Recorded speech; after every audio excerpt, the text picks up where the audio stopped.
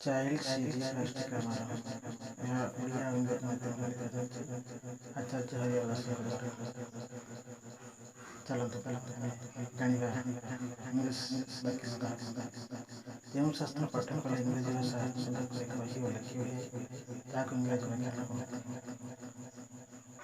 English grammar 5 ଭାଗରେ ବିଭକ୍ତ। ଚାଲନ୍ତୁ ଆମେ ସେଇ ବିଭାଗ ଗୁଡ଼ିକୁ ଜାଣିବା। ଅର୍ଥୋଗ୍ରାଫି, ବର୍ଣ୍ଣ ପ୍ରକରଣ,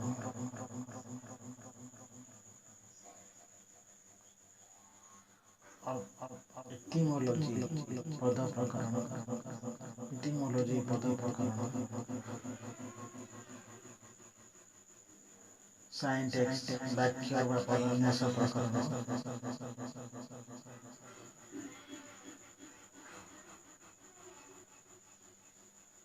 ପଙ୍କ୍ଚୁଏସନ୍ ଚିହ୍ନ ପ୍ରକରଣ, ପଙ୍କ୍ଚୁଏସନ୍ ଚିହ୍ନ ପ୍ରକରଣ,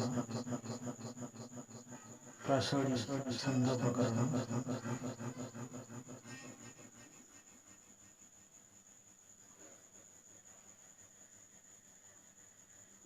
ବର୍ତ୍ତମାନ ଜାଣିବା ଆମେ ଅର୍ଥୋଗ୍ରାଫି ଓ ବର୍ଣ୍ଣ ପ୍ରକରଣ। ଓଡ଼ିଆ ବର୍ଣ୍ଣ ଯେମିତି ଅ ଆ କ ଖ ଇତ୍ୟାଦି ଗୋଟେ ବର୍ଣ୍ଣ, ସେଇଭଳି ଇଂରାଜୀରେ ABCD ମଧ୍ୟ ଗୋଟେ ଲେଟର ବା ବର୍ଣ୍ଣ।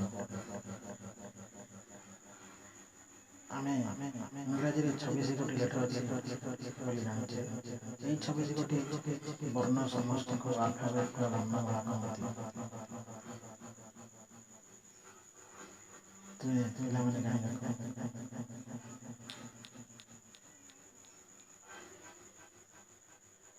ଇଂରାଜୀ ଦୁଇ ପ୍ରକାର ଲେଟର ଅଛି, କ୍ୟାପିଟାଲ ଲେଟର ଓ ସ୍ମଲ୍ ଲେଟର।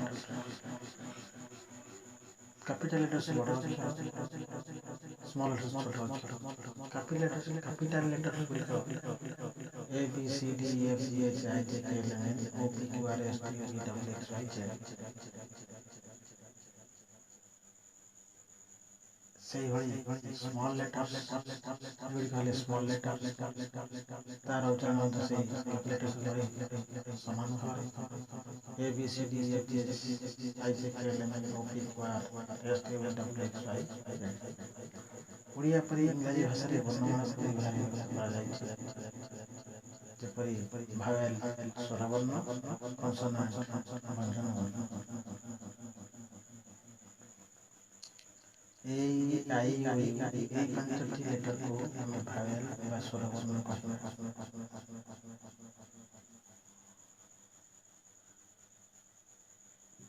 ସେଇଭଳି ବାକି 21ଟି ବର୍ଣ୍ଣକୁ କନସୋନାଣ୍ଟ ଆମେ କହିବା, ବ୍ୟଞ୍ଜନ ବର୍ଣ୍ଣ ଆମେ କହିବା।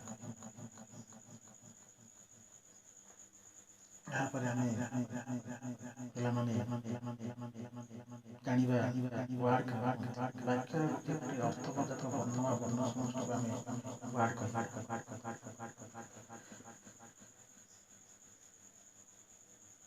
ଗୋଟିଏ ବାକ୍ୟ କେତୋଟି ୱାର୍ଡ ନେଇ ଗଠିତ ହୋଇଥାଏ। ତାହେଲେ ଏଠି ତୁମେମାନେ ପିଲାମାନେ ଲକ୍ଷ୍ୟ କର। ହି ୱାର୍କସ୍ ଅନ୍ ଦି ରୋଡ୍, ଏଥିରେ 5ଟି ୱାର୍ଡ ଅଛି। ହି ଗୋଟେ ୱାର୍ଡ, ୱାର୍କସ୍ ଗୋଟେ ୱାର୍ଡ, ଅନ୍ ଗୋଟେ ୱାର୍ଡ, ଦ ଗୋଟେ ୱାର୍ଡ, ରୋଡ୍ ଗୋଟେ ୱାର୍ଡ। ତେଣୁ ଆମେ 5ଟି ୱାର୍ଡକୁ ନେଇ ବାକ୍ୟଟି ଗଠିତ ହୋଇଛି। ତେଣୁ ଗୋଟିଏ ୱାର୍ଡର ଯେଉଁ ଅଂଶ ଏକାଥରକେ ଉଚ୍ଚାରିତ ହୁଏ ତାହାକୁ ସାଇଲାବ କୁହନ୍ତି। ପିଲାମାନେ ଜାଣିବାକୁ ଗୋଟିଏ ୱାର୍ଡର ଯେଉଁ ଅଂଶ ଏକାଥରକେ ଉଚ୍ଚାରିତ ହୁଏ ତାହାକୁ ସାଇଲାବ କୁହନ୍ତି। ଏପରି ମନେକର ଖାଦର, ଏଠାରେ 2ଟି ସାଇଲାବଲ୍ ଅଛି। ଖା ଗୋଟେ ସାଇଲାବଲ୍, ଦର ଗୋଟେ ସାଇଲାବଲ୍। ତାହାକୁ ଗୋଟେ ୱାର୍ଡର ସାଇଲାବଲ୍କୁ ଆମେ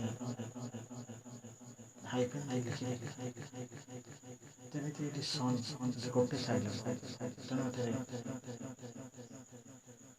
ସାଇଲାବଲ୍ ଚିହ୍ନଟ କରିବାର କୌଣସି ଅସୁବିଧା ନାହିଁ, କେବଳ ସନ୍ ହିଁ ଗୋଟେ ସାଇଲାବଲ୍। ସେଇଭଳି ଯେମିତି ବ୍ରଦ ବ୍ରୋ ଗୋଟେ ସାଇଲାବଲ୍, ଦର ଗୋଟେ ସାଇଲାବଲ୍। ତେଣୁ ବ୍ରୋ ଲେଖି ଟିକେ ହାଇଫେନ୍ ଦେଇ ତାପରେ ଦର ଲେଖିଦେବା। ଏଠି ଆମେ ତାର 2ଟି ସାଇଲାବଲ୍ ଉଚ୍ଚାରଣ କରିବା। तुम ଜାଣିପାରିଲ ଗୋଟେ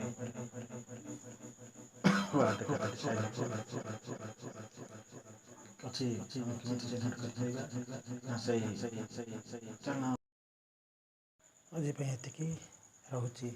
ନମସ୍କାର, ଜୟ ଜଗନ୍ନାଥ।